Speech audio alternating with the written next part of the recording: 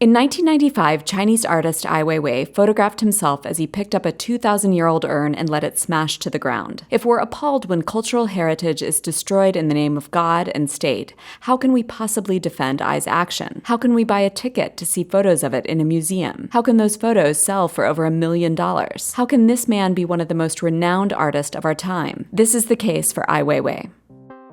Ai Weiwei was born in Beijing in 1957 to writer Gao Ying and famed poet Ai Qing, whom communist leader Mao Zedong initially embraced but soon after denounced during the anti-rightist movement of 1958. The family was exiled to labor camps in remote provinces until the end of the Cultural Revolution in 1976. They then returned to Beijing, and by that I mean Ai Weiwei, enrolled in Beijing Film Academy in 1978 and co-founded a group of avant-garde artists called the Stars. In 1981, he decamped to the US and settled in New York, where he scraped by, hung out with his neighbor, renowned beat poet Allen Ginsberg, and took lots and lots of pictures. He also immersed himself in art, studying Marcel Duchamp and considering the idea of the ready-made as a way to make art. When he returned to China in 1993, he met with a country undergoing tremendous change. Many were still reeling from the 1989 Tiananmen Square crackdown on pro-democracy demonstrators, and Deng Xiaoping's focus on economic development had tripped off the massive transformation of China's cities. Ai's urn dropping occurred not long after his return, but his irreverence had surfaced before that. He turned a critical eye toward all edifices of power, at home as well as abroad. Well-versed in antiques, he knew the value of historic objects and the symbolic power of manipulating them. Chinese antiquities became Ai's raw material for a new kind of ready-made, dynamically synthesizing the clash between reverence for the past and the irrepressible drive toward the future. For modernization is a mixed bag. With change, there is loss. History is erased. How can we condemn an artist for destroying cultural heritage when his government has razed neighborhoods and entire cities to build new roads, buildings, giant dams, and Olympic stadiums? Ai's work allows us to reckon with the destruction that construction requires.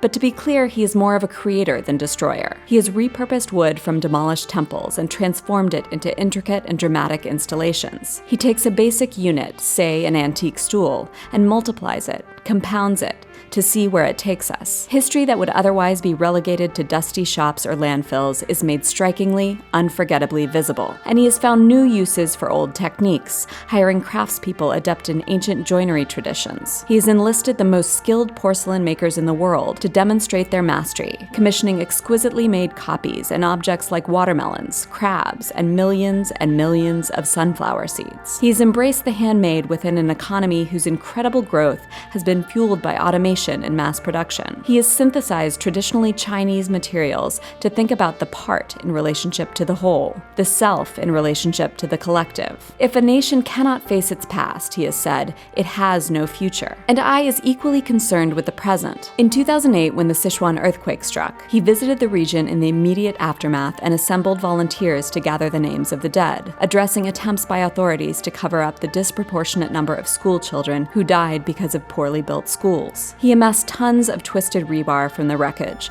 painstakingly straightened it, and assembled it into spare elegiac memorials. He arranged 9,000 backpacks on the facade of the Haus der Kunst in Munich to represent the young lives lost, spelling out a quote from a victim's mother. She lived happily for 7 years in this world.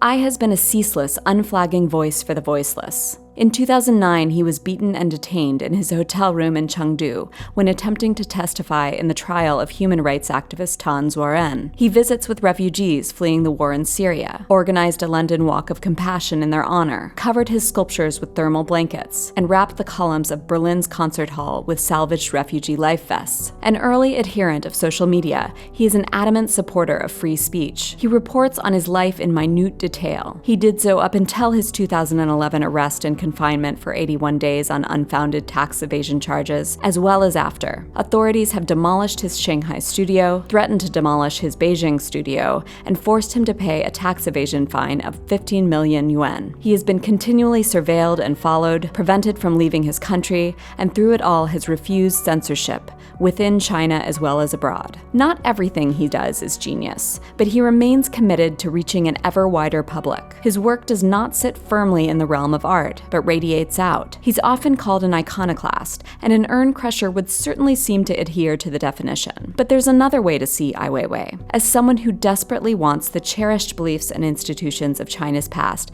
to be remembered and resuscitated. And in that sense, as radicals go, he's brilliantly conservative. His work is deeply rooted in history and tradition. It is steeped in remembering, valuing, preserving. He stands defiantly opposed to a culture that wants to move on with little regard for the past. He is resistance to forgetting, to silence. His work asks us to consider what we value, why we value it, and what we are accountable for destroying, preserving, or transforming. He asks fundamental questions about our human rights and responsibilities. Liberty, he says, is about our rights to question everything. Out of a source of constant irritation, the oyster develops a pearl. I is that constant source of irritation, and we are lucky not only to bear witness to it, but to be called to action by it.